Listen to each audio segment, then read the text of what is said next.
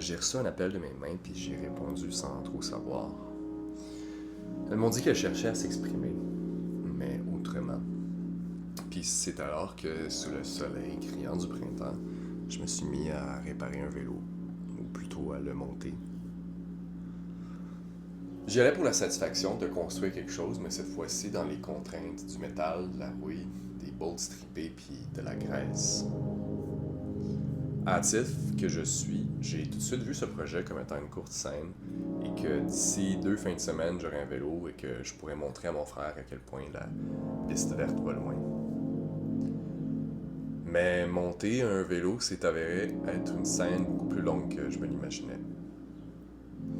Et j'avais donc hâte de passer à une prochaine mission, comme celle de réparer mon véhicule, ou de refaire le toit du cabanon, de construire un sauna, ou de faire des sculptures. Comme avec absolument tout, l'assemblage d'un vélo est difficile. Ça demande de la patience brute, surtout avec les breaks Shimano. Et pour quelqu'un qui souhaite un jour réparer des chars, je suis dans les débuts honnêtes. Avec seulement 2 mains, la réparation s'est faite une bolt à la fois.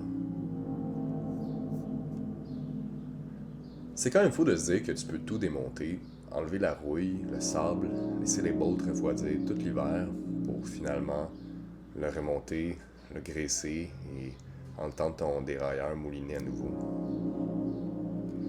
Tout ce qui va rester derrière, c'est une coupe de washer oubliée, l'érosion des pièces qui prient à se faire user, puis la preuve de leur durabilité.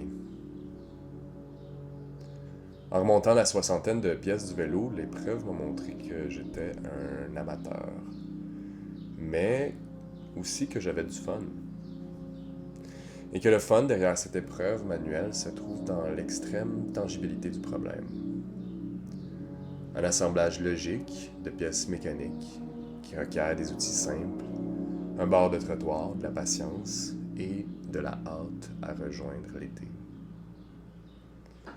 Tout au long, une série de résolutions pour mes mains qui ne cherchent qu'à manipuler. C'est une alliance pure pour le mental.